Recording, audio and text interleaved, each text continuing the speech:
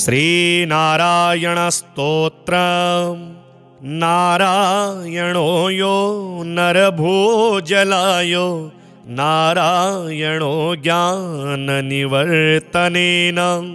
नारायणोऽन्तर्यमनेन पुंसां तमादिनारायणदेवमीडे पुराणवर्णः पुरुषोत्तमस्य पुराणमन्त्रः पुरुषः पुराणः दधारयोऽसौ परिपूर्णरूपस्तमादिनारायणदेवमीडे मन्त्रात्मको मन्त्रगुणे सुतो यो यः सर्वमन्त्रान् प्रददौ मुनिभ्यः मन्त्राधिदेवोऽखिलमन्त्रगम्य तमादिनारायणदेवमीडे निःश्वासभूता निगमालिरस्य प्रश्वासरूपा गमपङ्क्तिरिद्धा समस्तशास्त्राणि च यस्य वाचस्तमादिनारायणदेवमीडे यस्याष्टवर्णं मनुराजमेकं समाश्रितः सन् श्रुतिपारमेति विधेर्विधानं न यत्र किञ्चित् तमादिनारायणदेवमीडे यो वासुदेवः खलु वामदेवो यो देवदेवः प्रथमं ततोऽभूत् पार्श्वद्वयादस्य च वक्षसश्च तमादिनारायणदेवमीडे शेषाय देवाय विशेषभर्त्रे अशेषमन्त्रान् प्रददोषशेषान् निःशेषतः क्लेशनिवृत्तये सौ तमादिनारायणदेवमीडे गुरुर्गुरूणां वृषभो ऋषीणां यों देवदेवः खलु देवतानां यश्चेश्वराणां परमेश्वरोऽसौ तमादिनारायणदेवमीडे इति नारायणस्तोत्रं भणितं त्रिपुरारिणा पठनात् श्रवणात् सद्यो हृद्यां शुद्धिं प्रयच्छति। नारायणो यो नरभोजलायो नारायणो ज्ञाननिवर्तनेन नारायणोऽन्तर्यमनेन पुंसां तमादिनारायणदेवमीडे पुराणवर्णः पुरुषोत्तमस्य पुराणमन्त्रः पुरुषः पुराणः दधारयोऽसौ परिपूर्णरूपस्तमादिनारायणदेवमीडे मन्त्रात्मको मन्त्रगुणे सुतो यो यः सर्वमन्त्रान् प्रददौ मुनिभ्यः मन्त्राधिदेवोऽखिलमन्त्रगम्य तमादिनारायणदेवमीडे निःश्वासभूता निगमालिरस्य प्रश्वासरूपा गमपङ्क्तिरिद्धा समस्तशास्त्राणि च यस्य वाचस्तमादिनारायणदेवमीडे यस्याष्टवर्णं मनुराजमेकं समाश्रितः सन् श्रुतिपारमेति विधेर्विधानं न यत्र किञ्चित् तमादिनारायणदेवमीडे यो वासुदेवः खलु वामदेवो यो देवदेवः प्रथमं ततोऽभूत् पार्श्वद्वयादस्य च वक्षसश्च तमादिनारायणदेवमीडे यणदेवमीडे शेषाय देवाय विशेषभर्त्रे अशेषमन्त्रान् प्रददोषशेषान् निःशेषतः क्लेशनिवृत्तये सौ तमादिनारायणदेवमीडे गुरुर्गुरूणां मृषभो ऋषीणां यों देवदेवः खलु देवतानां यश्चेश्वराणां परमेश्वरोऽसौ तमादिनारायणदेवमीडे इति नारायणस्तोत्रं भणितं त्रिपुरारिणा पठनात् श्रवणात् सद्यो हृद्यां शुद्धिं प्रयच्छति। नारायणो यो नरभोजलायो नारायणो ज्ञाननिवर्तनेन नारायणोऽन्तर्यमनेन पुंसां तमादिनारायणदेवमीडे पुराणवर्णः पुरुषोत्तमस्य पुराणमन्त्रः पुरुषः पुराणः दधारयोऽसौ परिपूर्णरूपस्तमादिनारायणदेवमीडे मन्त्रात्मको मन्त्रगुणे सुतो यो यः सर्वमन्त्रान् प्रददौ मुनिभ्यः मन्त्राधिदेवोऽखिलमन्त्रगम्य तमादिनारायणदेवमीडे निःश्वासभूता निगमालिरस्य प्रश्वासरूपा गमपङ्क्तिरिद्धा समस्तशास्त्राणि च यस्य वाचस्तमादिनारायणदेवमीडे यस्याष्टवर्णं मनुराजमेकं समाश्रितः सन् श्रुतिपारमेति विधेर्विधानं न यत्र किञ्चित् तमादिनारायणदेवमीडे यो वासुदेवः खलु वामदेवो यो देवदेवः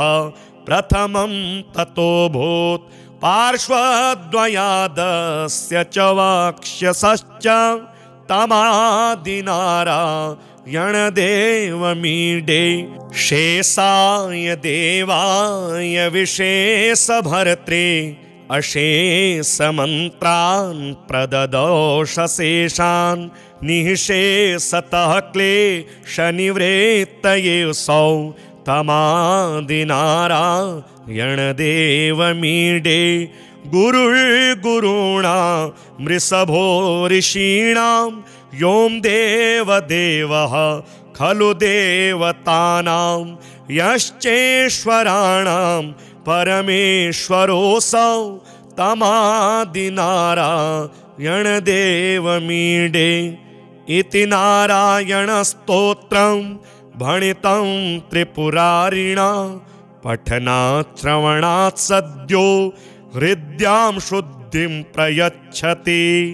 नारायणो यो नरभोजलायो नारायणो ज्ञाननिवर्तनेन नारायणोऽन्तर्यमनेन पुंसां तमादिनारायणदेवमीडे पुराणवर्णः पुरुषोत्तमस्य पुराणमन्त्रः पुरुषः पुराणः दधारयोऽसौ परिपूर्णरूपस्तमादिनारायणदेवमीडे मन्त्रात्मको मन्त्रगुणे सुतो यो यः सर्वमन्त्रान् प्रददौ मुनिभ्यः मन्त्राधिदेवोऽखिलमन्त्रगम्य तमादिनारायणदेवमीडे निःश्वासभूता निगमालिरस्य प्रश्वासरूपा गमपङ्क्तिरिद्धा समस्तशास्त्राणि च यस्य वाचस्तमादिनारायणदेवमीडे यस्याष्टवर्णं मनुराजमेकं समाश्रितः सन् श्रुतिपारमेति विधेर्विधानं न यत्र किञ्चित् तमादिनारायणदेवमीडे यो वासुदेवः खलु वामदेवो यो देवदेवः प्रथमं ततोऽभूत् पार्श्वद्वयादस्य च वक्षसश्च तमादिनारायणदेवमीडे शेषाय देवाय विशेषभर्त्रे अशेषमन्त्रान् प्रददोषशेषान् निःशेषतः क्लेशनिवृत्तये सौ तमादिनारायणदेवमीडे गुरुर्गुरूणां वृषभो ऋषीणां यों देवदेवः खलु देवतानां यश्चेश्वराणां परमेश्वरोऽसौ तमादिनारायणदेवमीडे इति नारायणस्तोत्रं भणितं त्रिपुरारिणा पठनात् श्रवणात् सद्यो हृद्यां शुद्धिं प्रयच्छति। नारायणो यो नरभोजलायो नारायणो ज्ञाननिवर्तनेन नारायणोऽन्तर्यमनेन पुंसां तमादिनारायणदेवमीडे पुराणवर्णः पुरुषोत्तमस्य पुराणमन्त्रः पुरुषः पुराणः दधारयोऽसौ परिपूर्णरूपस्तमादिनारायणदेवमीडे मन्त्रात्मको मन्त्रगुणे सुतो यो यः सर्वमन्त्रान् प्रददौ मुनिभ्यः मन्त्राधिदेवोऽखिलमन्त्रगम्य तमादिनारायणदेवमीडे निःश्वासभूता निगमालिरस्य प्रश्वासरूपा गमपङ्क्तिरिद्धा समस्तशास्त्राणि च यस्य वाचस्तमादिनारायणदेवमीडे यस्याष्टवर्णं मनुराजमेकं समाश्रितः सन् श्रुतिपारमेति विधेर्विधानं न यत्र किञ्चित् तमादिनारायणदेवमीडे यो वासुदेवः खलु वामदेवो यो देवदेवः प्रथमं ततोऽभूत् पार्श्वद्वयादस्य च वक्षसश्च तमादिनारायणदेवमीडे शेषाय देवाय विशेषभर्त्रे अशेषमन्त्रान् प्रददोषशेषान् निःशेषतः क्लेशनिवृत्तये सौ तमादिनारायणदेवमीडे गुरुर्गुरूणां वृषभो ऋषीणां यों देवदेवः खलु देवतानां यश्चेश्वराणां परमेश्वरोऽसौ तमादिनारायणदेवमीडे इति नारायणस्तोत्रं भणितं त्रिपुरारिणा पठनात् श्रवणात् सद्यो हृद्यां शुद्धिं प्रयच्छति। नारायणो यो नरभोजलायो नारायणो ज्ञाननिवर्तनेन नारायणोऽन्तर्यमनेन पुंसां तमादिनारायणदेवमीडे पुराणवर्णः पुरुषोत्तमस्य पुराणमन्त्रः पुरुषः पुराणः दधारयोऽसौ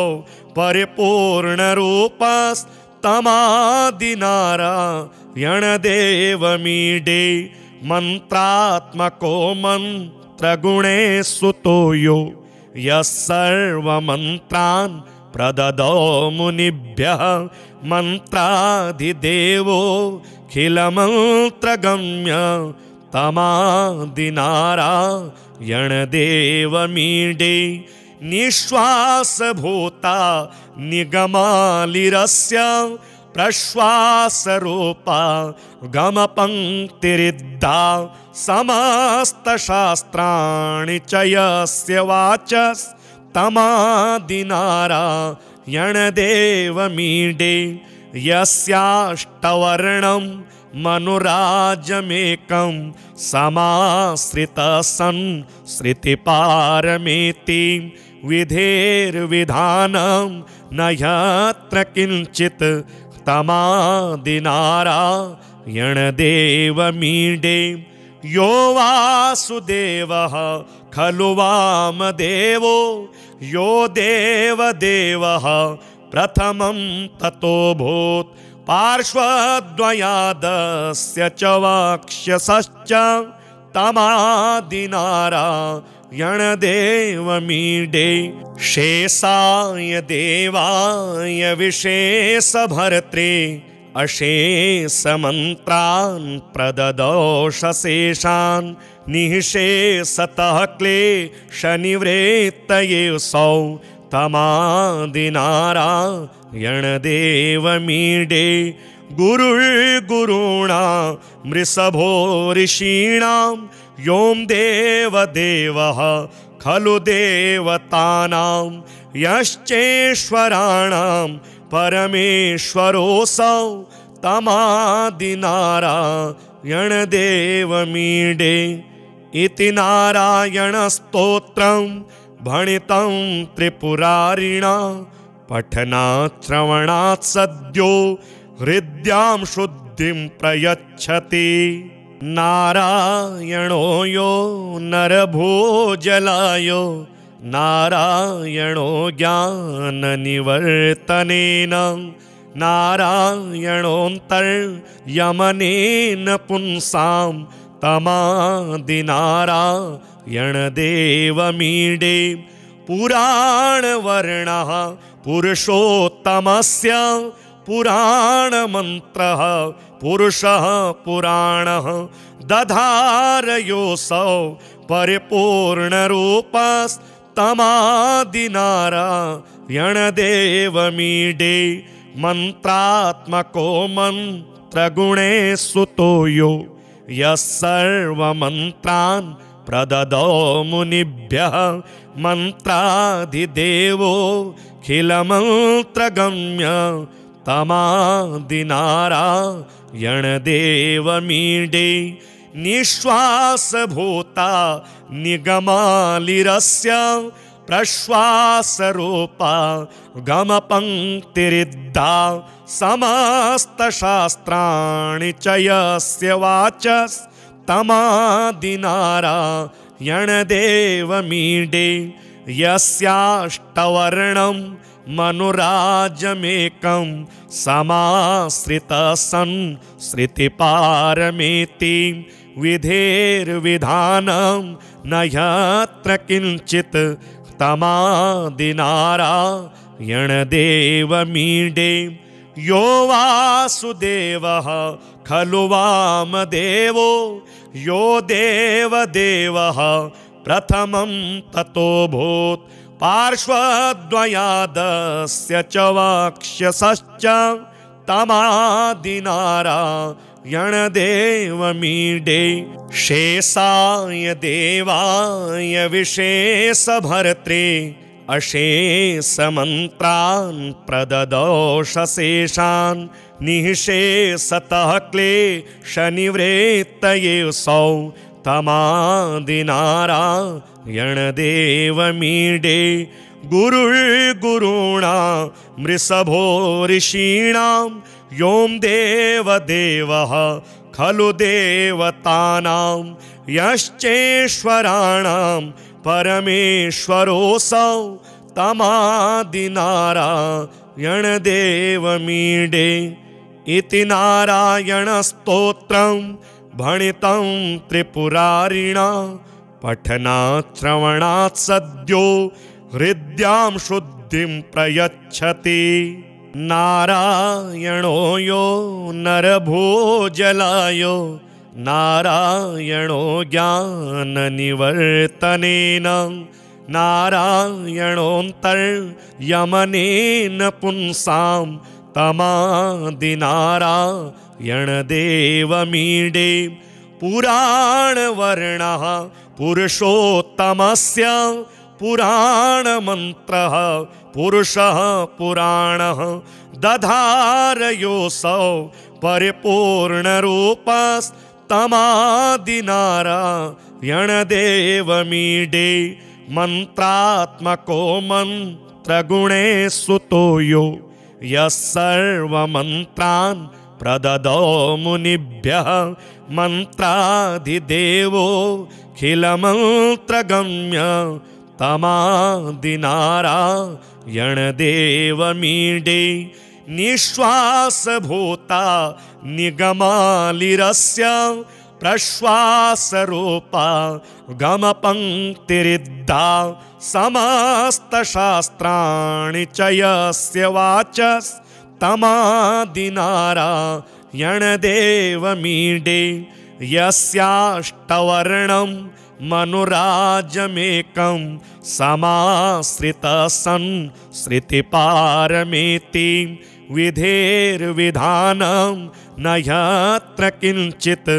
तमादिनारायणदेवमीडे यो वासुदेवः खलु वामदेवो यो देवदेवः प्रथमं ततोऽभूत् पार्श्वद्वयादस्य च वक्षसश्च तमादिनारायणदेवमीडे शेषाय देवाय विशेषभर्त्रे अशेषमन्त्रान्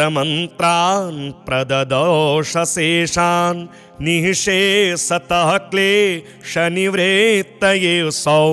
तमादिनारायणदेवमीडे गुरुर्गुरुणा मृषभो ऋषीणां यों देवदेवः खलु देवतानां यश्चेश्वराणां परमेश्वरोऽसौ तमादिनारायणदेवमीडे इति नारायणस्तोत्रं भणितं त्रिपुरारिणा पठनात् श्रवणात् सद्यो हृद्यां शुद्धिं प्रयच्छति।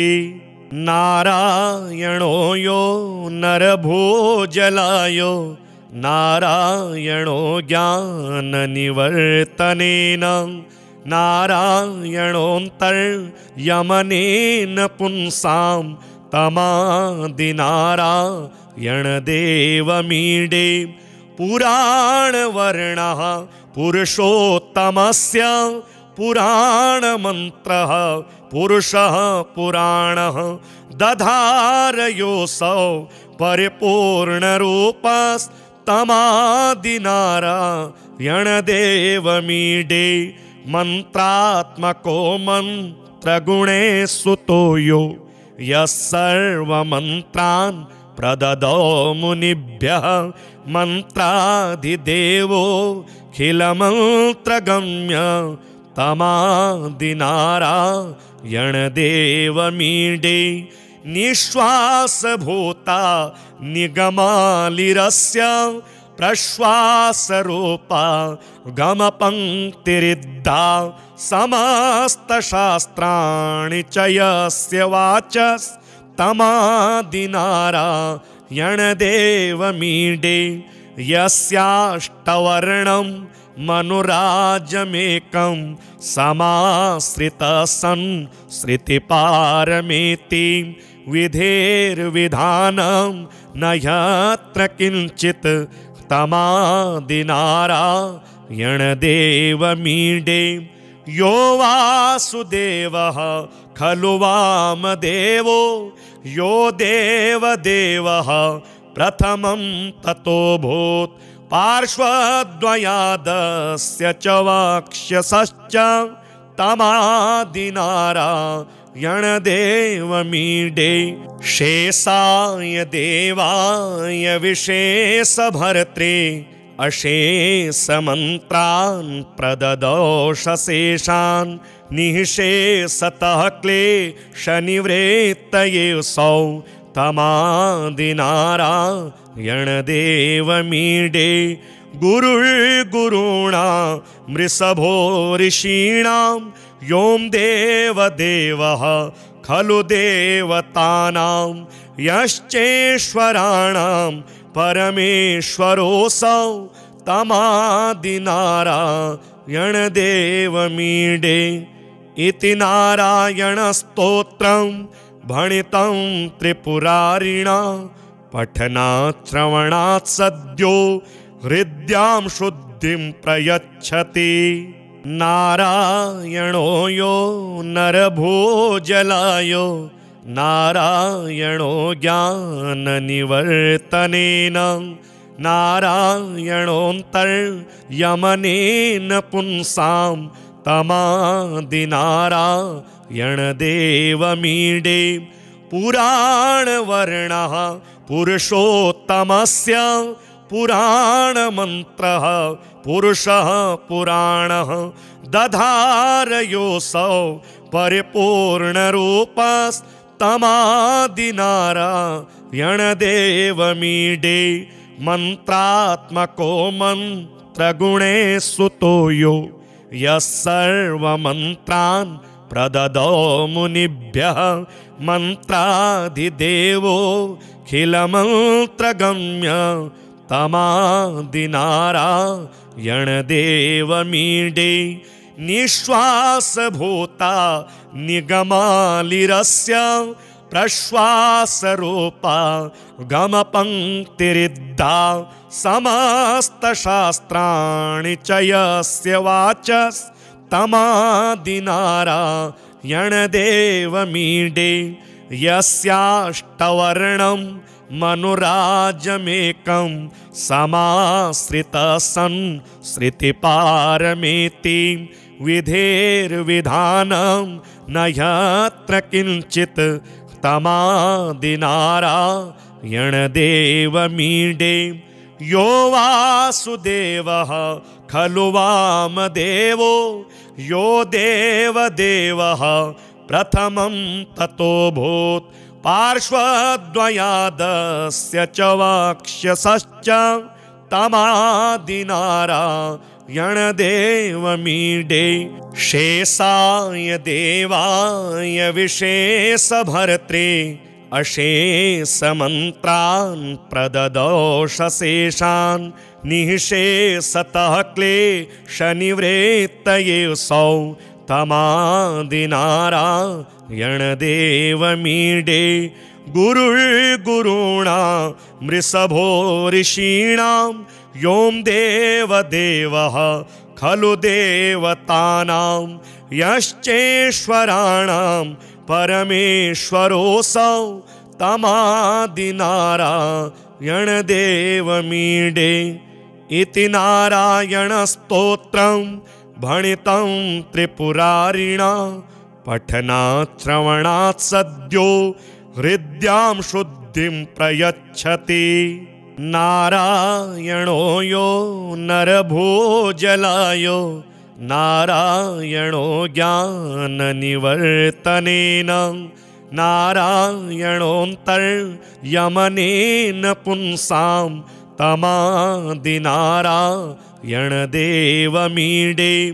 पुराणवर्णः पुरुषोत्तमस्य पुराणमन्त्रः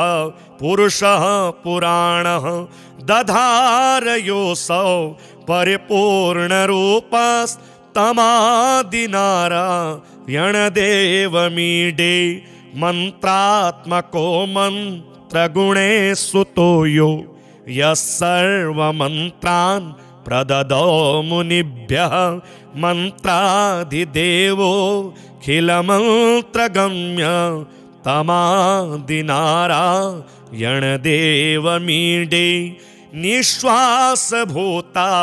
निगमालिरस्य प्रश्वासरूपा गमपङ्क्तिरिद्धा समस्तशास्त्राणि च यस्य वाचस्तमादिनारायणदेवमीडे यस्याष्टवर्णं मनुराजमेकं समाश्रितः सन् श्रुतिपारमेति विधेर्विधानं न यत्र किञ्चित् तमादिनारायणदेवमीडे यो वासुदेवः खलु वामदेवो यो देवदेवः प्रथमं ततोऽभूत् पार्श्वद्वयादस्य च वक्षसश्च तमादिनारायणदेवमीडे शेषाय देवाय विशेषभर्त्रे अशेषमन्त्रान्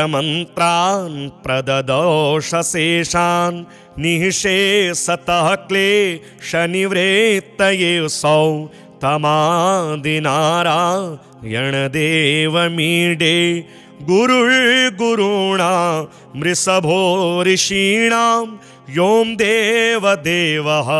खलु देवतानां यश्चेश्वराणां परमेश्वरोऽसौ तमादिनारायणदेवमीडे इति नारायणस्तोत्रं भणितं त्रिपुरारिणा पठनात् श्रवणात् सद्यो हृद्यां शुद्धिं प्रयच्छति। नारायणो यो नरभोजलायो नारायणो ज्ञाननिवर्तनेन नारायणोऽन्तर्यमनेन पुंसां तमादिनारायणदेवमीडे पुराणवर्णः पुरुषोत्तमस्य पुराणमन्त्रः पुरुषः पुराणः दधारयोऽसौ परिपूर्णरूपस्तमादिनारायणदेवमीडे मन्त्रात्मको मन्त्रगुणेषु यो यः सर्वमन्त्रान् प्रददौ मुनिभ्यः मन्त्राधिदेवोऽखिलमन्त्रगम्य तमादिनारायणदेवमीडे निःश्वासभूता निगमालिरस्य प्रश्वासरूपा गमपङ्क्तिरिद्धा समस्तशास्त्राणि च यस्य वाचस्तमादिनारायणदेवमीडे यस्याष्टवर्णं मनुराजमेकं समाश्रितः सन् श्रुतिपारमेति विधेर्विधानं न यत्र किञ्चित् तमादिनारायणदेवमीडे यो वासुदेवः खलु वामदेवो यो देवदेवः प्रथमं ततोऽभूत् पार्श्वद्वयादस्य च वक्षसश्च तमादिनारायणदेवमीडे शेषाय देवाय विशेषभर्त्रे अशेषमन्त्रान् प्रददोषशेषान् निःशेषतः क्लेशनिवृत्तये सौ तमादिनारायणदेवमीडे गुरुर्गुरूणां वृषभो ऋषीणां यों देवदेवः खलु देवतानां यश्चेश्वराणां परमेश्वरोऽसौ तमादिनारायणदेवमीडे इति नारायणस्तोत्रं भणितं त्रिपुरारिणा पठनात् श्रवणात् सद्यो हृद्यां शुद्धिं प्रयच्छति। नारायणो यो नरभोजलायो नारायणो ज्ञाननिवर्तनेन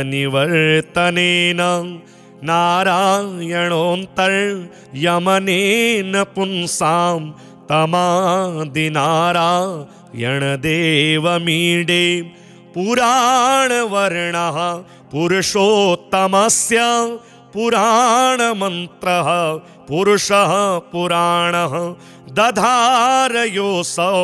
परिपूर्णरूपस्तमादिनारायणदेवमीडे मन्त्रात्मको मन्त्रगुणे सुतो यो यः सर्वमन्त्रान् प्रददौ मुनिभ्यः मन्त्राधिदेवोऽखिलमन्त्रगम्य तमादिनारायणदेवमीडे निःश्वासभूता निगमालिरस्य प्रश्वासरूपा गमपङ्क्तिरिद्धा समस्तशास्त्राणि च यस्य वाचस्तमादिनारायणदेवमीडे यस्याष्टवर्णं मनुराजमेकं समाश्रितः सन् श्रुतिपारमेति विधेर्विधानं न यत्र किञ्चित् तमादिनारायणदेवमीडे यो वासुदेवः खलु वामदेवो यो देवदेवः प्रथमं ततोऽभूत् पार्श्वद्वयादस्य च वक्षसश्च तमादिनारायणदेवमीडे शेषाय देवाय विशेषभर्त्रे अशेषमन्त्रान् प्रददोषशेषान् निःशेषतः क्लेशनिवृत्तये सौ तमादिनारायणदेवमीडे गुरुर्गुरुणा मृषभो ऋषीणां यों देवदेवः खलु देवतानां यश्चेश्वराणां परमेश्वरोऽसौ तमादिनारायणदेवमीडे इति नारायणस्तोत्रं भणितं त्रिपुरारिणा पठनात् श्रवणात् सद्यो हृद्यां शुद्धिं प्रयच्छति। नारायणो यो नरभोजलायो नारायणो ज्ञाननिवर्तनेन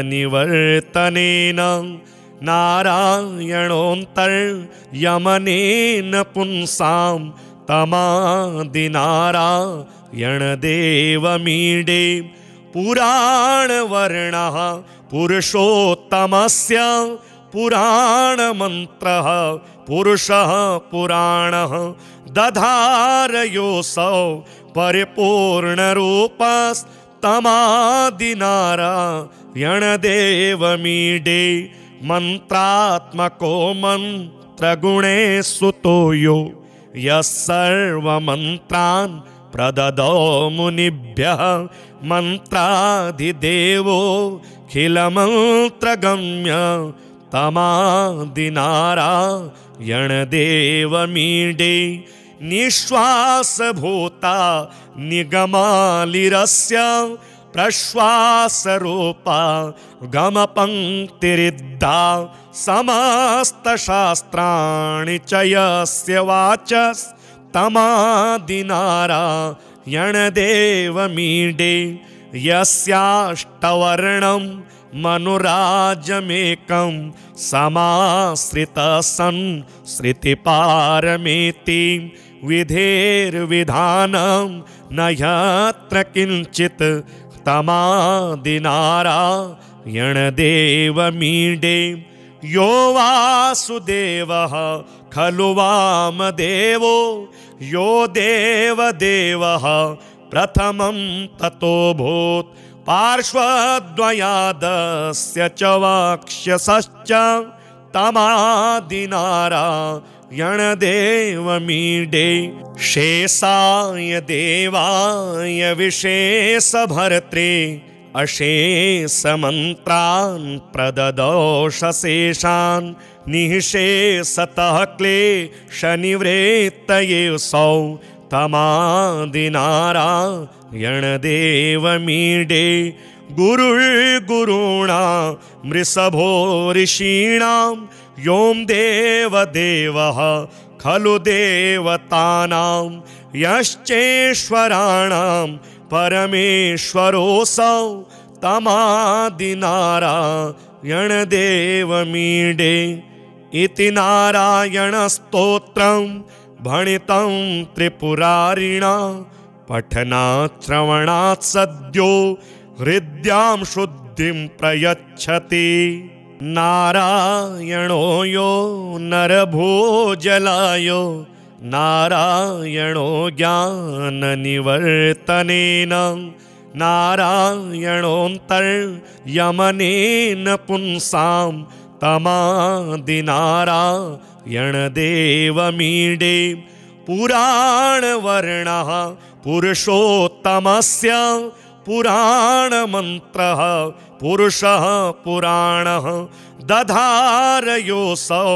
परिपूर्णरूपस्तमादिनारायणदेवमीडे मन्त्रात्मको मन्त्रगुणे सुतो यो यः सर्वमन्त्रान् प्रददौ मुनिभ्यः मन्त्राधिदेवोऽखिलमन्त्रगम्य तमादिनारायणदेवमीडे निःश्वासभूता निगमालिरस्य प्रश्वासरूपा गमपङ्क्तिरिद्धा समस्तशास्त्राणि च यस्य वाचस्तमादिनारायणदेवमीडे यस्याष्टवर्णं मनुराजमेकं समाश्रितसन् श्रुतिपारमेति विधेर्विधानं न यत्र किञ्चित् तमादिनारायणदेवमीडे यो वासुदेवः खलु वामदेवो यो देवदेवः प्रथमं ततोऽभूत् पार्श्वद्वयादस्य च वक्षसश्च तमादिनारायणदेवमीडे शेषाय देवाय विशेषभर्त्रे अशेषमन्त्रान् प्रददोषशेषान् निःशेषतः क्लेशनिवृत्तये सौ तमादिनारायणदेवमीडे गुरुर्गुरूणां वृषभो ऋषीणां यों देवदेवः खलु देवतानां यश्चेश्वराणां परमेश्वरोऽसौ तमादिनारायणदेवमीडे इति नारायणस्तोत्रं भणितं त्रिपुरारिणा पठनात् श्रवणात् सद्यो हृद्यां शुद्धिं प्रयच्छति। नारायणो यो नरभोजलायो नारायणो ज्ञाननिवर्तनेन नारायणोऽन्तर्यमनेन पुंसां तमादिनारायणदेवमीडे पुराणवर्णः पुरुषोत्तमस्य पुराणमन्त्रः पुरुषः पुराणः दधारयोऽसौ परिपूर्णरूपस्तमादिनारायणदेवमीडे मन्त्रात्मको मन्त्रगुणे सुतो यो यः सर्वमन्त्रान् प्रददौ मुनिभ्यः मन्त्राधिदेवोऽखिलमन्त्रगम्य खिलमन्त्रगम्य तमादिनारायणदेवमीडे निःश्वासभूता निगमालिरस्य प्रश्वासरूपा गमपङ्क्तिरिद्धा समस्तशास्त्राणि च यस्य वाचस्तमादिनारायणदेवमीडे यस्याष्टवर्णं मनुराजमेकं समाश्रितः सन् श्रुतिपारमेति विधेर्विधानं न यत्र किञ्चित्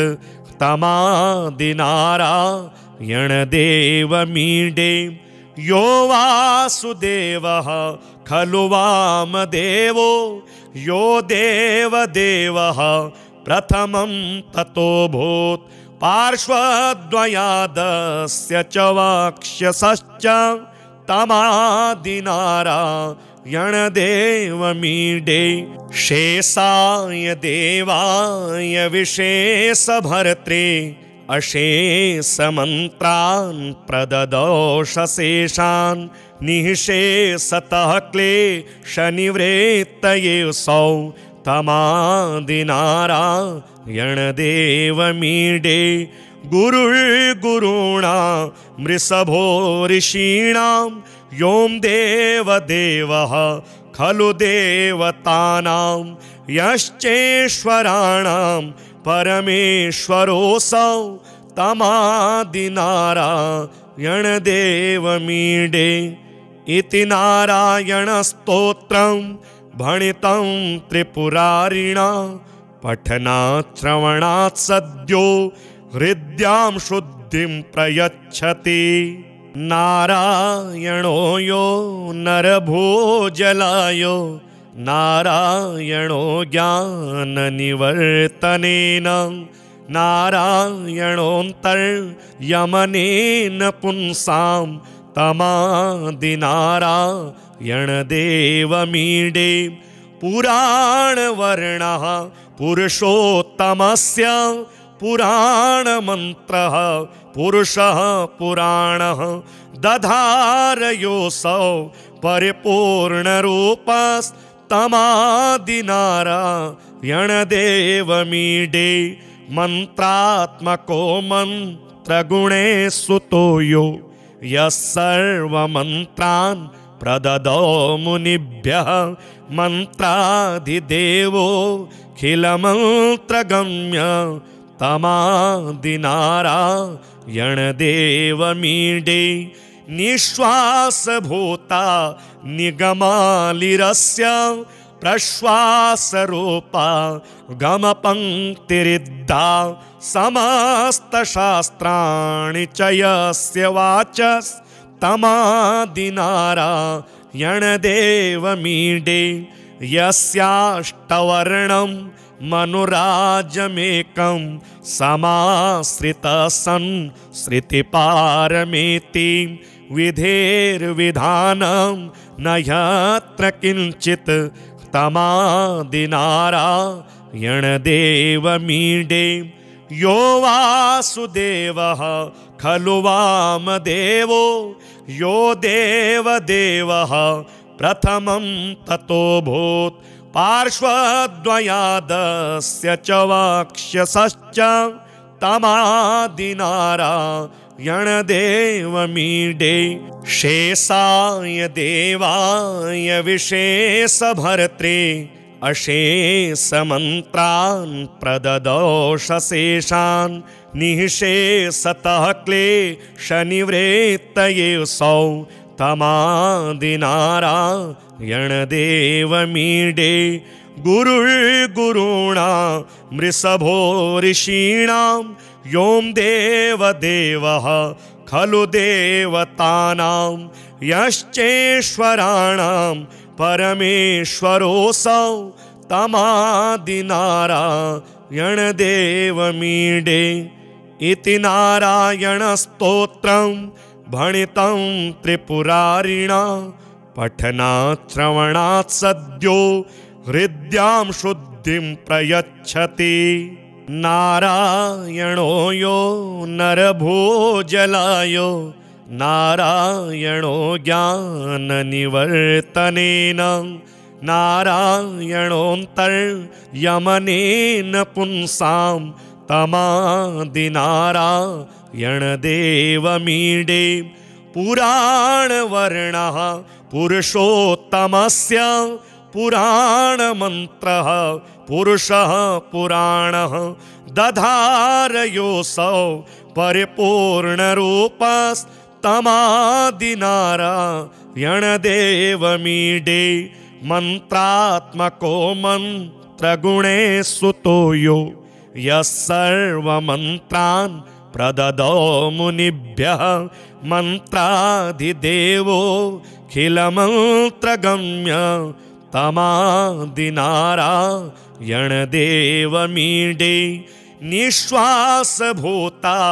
निगमालिरस्य प्रश्वासरूपा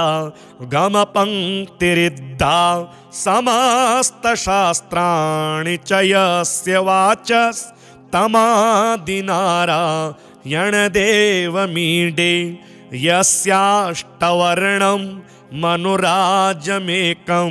समाश्रितसंसृतिपारमेति विधेर्विधानं न यत्र किञ्चित् तमादिनारायणदेवमीडे यो वासुदेवः खलु वामदेवो यो देवदेवः प्रथमं ततोऽभूत् पार्श्वद्वयादस्य च वक्षसश्च तमादिनारायणदेवमीडे शेषाय देवाय विशेषभर्त्रे अशेषमन्त्रान् प्रददोषशेषान् निःशेषतः क्लेशनिवृत्तये सौ तमादिनारायणदेवमीडे गुरुर्गुरूणां मृषभो ऋषीणां यों देवदेवः खलु देवतानां यश्चेश्वराणां परमेश्वरोऽसौ तमादिनारायणदेवमीडे इति नारायणस्तोत्रं भणितं त्रिपुरारिणा पठनात् श्रवणात् सद्यो हृद्यां शुद्धिं प्रयच्छति। नारायणो यो नरभोजलायो नारायणो ज्ञाननिवर्तनेन नारायणोऽन्तर्यमनेन पुंसां तमादिनारायणदेवमीडे पुराणवर्णः पुरुषोत्तमस्य पुराणमन्त्रः पुरुषः पुराणः दधारयोऽसौ परिपूर्णरूपस्तमादिनारायणदेवमीडे मंत्रात्मको मंत्रगुणे सुतो यो यः सर्वमन्त्रान् प्रददौ मुनिभ्यः मन्त्राधिदेवोऽखिलमन्त्रगम्य तमादिनारायणदेवमीडे निःश्वासभूता निगमालिरस्य प्रश्वासरूपा गमपङ्क्तिरिद्धा समस्तशास्त्राणि च यस्य वाचस्तमादिनारायणदेवमीडे यस्याष्टवर्णं मनुराजमेकं समाश्रितसंसृतिपारमेति विधेर्विधानं न यत्र किञ्चित् तमादिनारायणदेवमीडे यो वासुदेवः खलु वामदेवो यो देवदेवः प्रथमं ततोऽभूत् पार्श्वद्वयादस्य च वक्षसश्च तमादिनारायणदेवमीडे यणदेवमीडे शेषाय देवाय विशेषभर्त्रे अशेषमन्त्रान् प्रददोषशेषान् निःशेषतः क्लेशनिवृत्तये सौ तमादिनारायणदेवमीडे गुरुर्गुरूणां मृषभो ऋषीणां यों देवदेवः खलु देवतानां यश्चेश्वराणां परमेश्वरोऽसौ तमादिनारायणदेवमीडे इति नारायणस्तोत्रं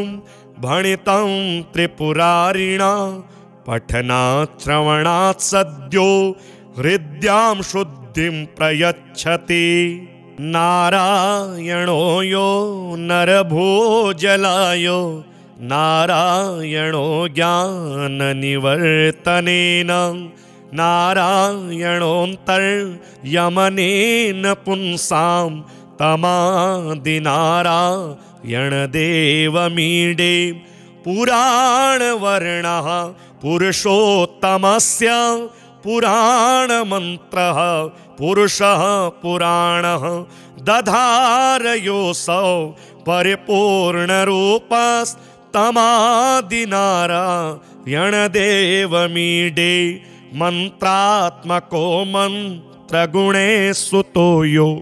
यः सर्वमन्त्रान् प्रददौ मुनिभ्यः मन्त्राधिदेवोऽखिलमन्त्रगम्य तमादिनारायणदेवमीडे निःश्वासभूता निगमालिरस्य प्रश्वासरूपा गमपङ्क्तिरिद्धा समस्तशास्त्राणि च यस्य वाचस्तमादिनारायणदेवमीडे यस्याष्टवर्णं मनुराजमेकं समाश्रितः सन् श्रुतिपारमेति विधेर्विधानं न यत्र किञ्चित् तमादिनारायणदेवमीडे यो वासुदेवः खलु वामदेवो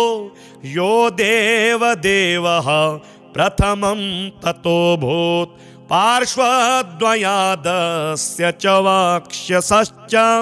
तमादिनारायणदेवमीडे शेषाय देवाय विशेषभर्त्रे अशेषमन्त्रान् प्रददोषशेषान् निःशेषतः क्लेशनिवृत्तये सौ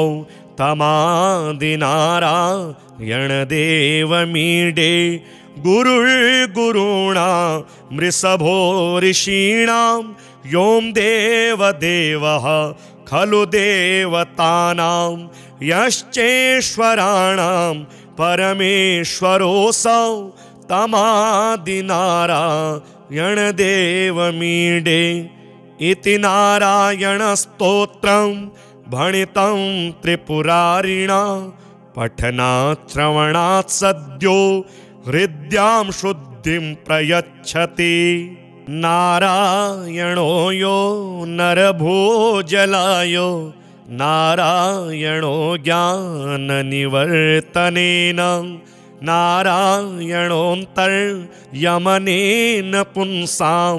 तमादिनारायणदेवमीडे पुराणवर्णः पुरुषोत्तमस्य पुराणमन्त्रः पुरुषः पुराणः दधारयोऽसौ परिपूर्णरूपस्तमादिनारायणदेवमीडे मन्त्रात्मको मन्त्रगुणे सुतो यो यः सर्वमन्त्रान् प्रददौ मुनिभ्यः